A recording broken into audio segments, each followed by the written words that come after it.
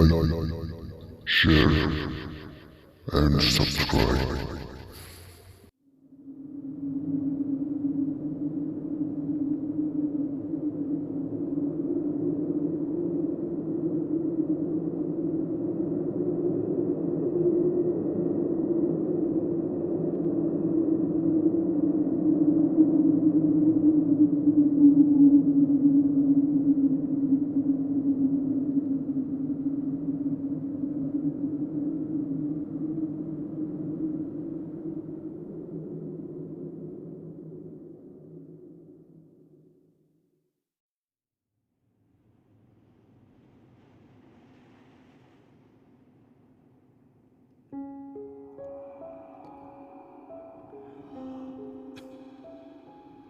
Part 1. It was a dark and soundless day near the end of the year, and clouds were hanging low in the heavens. All day I had been riding on horseback through country with little life or beauty, and in the early evening I came within view of the house of Usher. I do not know how it was, but, with my first sight of the building, a sense of heavy sadness filled my spirit. I looked at the scene before me, at the house itself, at the ground around it, at the cold stone walls of the building, at its empty eye-like windows, and at a few dead trees. I looked at this scene, I say, with a complete sadness of soul which was no healthy, earthly feeling. There was a coldness, a sickening of the heart, in which I could discover nothing to lighten the weight I felt. What was it, I asked myself, what was it that was so fearful, so frightening in my view of the house of Usher? This was a question to which I could find no answer. I stopped my horse beside the building, on the edge of a dark and quiet lake. There, I could see reflected in the water a clear picture of the dead trees, and of the house and its empty eye-like windows, for I was now going to spend several weeks in this house of sadness, this house of gloom. Its owner was named Roderick Usher. We had been friends when we were boys, but many years had passed since our last meeting. A letter from him had reached me, a wild letter which demanded that I reply by coming to see him. He wrote of an illness of the body, of a sickness of the mind, and of a desire to see me, his best and indeed his only friend. It was the manner in which all this was said, it was the heart in it which did not allow me to say no. Although as boys we had been together, I really knew little about my friend. I knew, however, that his family, a very old one, had long been famous for its understanding of all the arts and for many quiet acts of kindness to the poor. I had learned too that the family had never been a large one, with many branches. The name had passed always from father to son, and when people spoke of the house of Usher, they included both the family and the family home. I again looked up from the picture of the house reflected in the lake to the house itself. A strange idea grew in my mind, an idea so strange that I tell it only to show the force of the feelings which laid their weight on me. I really believed that around the whole house, and the ground around it, the air itself was different. It was not the air of heaven.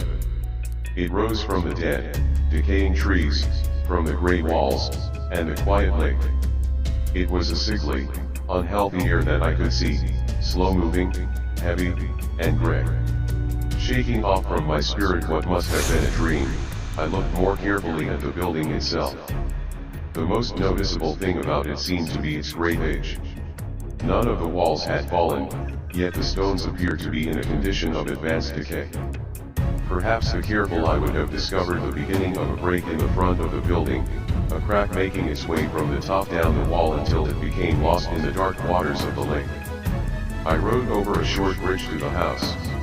A man who worked in the house, a servant, took my horse, and I entered. Another servant, of quiet step, led me without a word through many dark turnings to the room of his master. Much that I met on the way added, I do not know how, to the strangeness of which I have already spoken. While the objects around me, the dark wall coverings, the blackness of the floors, and the things brought home from long forgotten war, oh, while these things were like the things I had known since I was a baby, while I admitted that all this was only what I had expected, I was still surprised at the strange ideas which grew in my mind from these simple things. The room I came into was very large and high. The windows were high, and pointed at the top, and so far above the black floor that they were quite out of reach. Only a little light, red in color, made its way through the glass, and served to lighten the nearer and larger objects.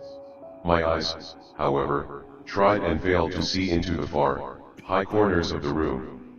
Dark coverings hung upon the walls. The many chairs and tables had been used for a long time. Books lay around the room, but could give it no sense of life. I felt sadness hanging over everything. No escape from this deep cold gloom seemed possible. As I entered the room, Usher stood up from where he had been lying and met me with a warmth which at first I could not believe was real. A look, however, at his face told me that every word he spoke was true.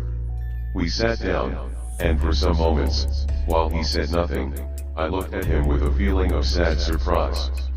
Surely, no man had ever before changed as Roderick Usher had. Could this be the friend of my early years? It is true that his face had always been unusual. He had gray white skin, eyes large and full of light, lips not bright in color, but of a beautiful shape, a well-shaped nose, hair of great softness, a face that was not easy to forget.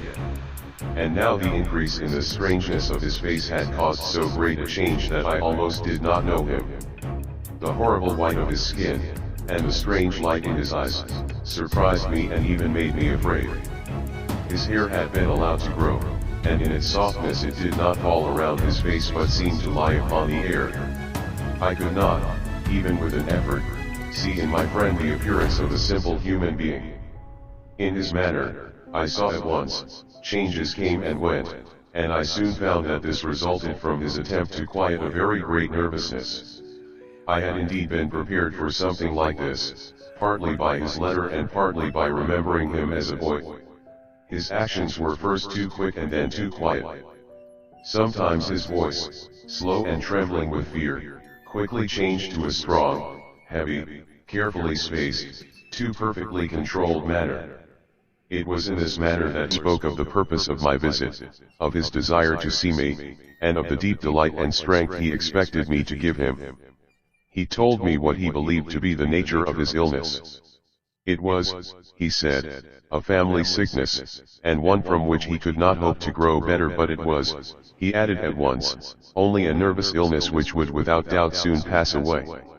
It showed itself in a number of strange feelings. Some of these, as he told me of them, interested me but were beyond my understanding. Perhaps the way in which he told me of them added to their strangeness. He suffered much from a sickly increase in the feeling of all the senses. He could eat only the most tasteless food, all flowers smelled too strongly for his nose, his eyes were hurt by even a little light, and there were few sounds which did not fill him with horror. A certain kind of sick fear was completely his master. I shall die, he said. I shall die. I must die of this fool sickness.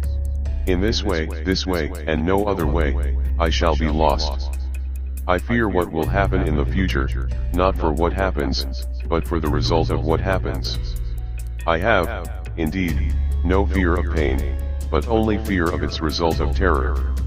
I feel that the time will soon arrive when I must lose my life, and my mind, and my soul, together, in some last battle with that horrible enemy, fear.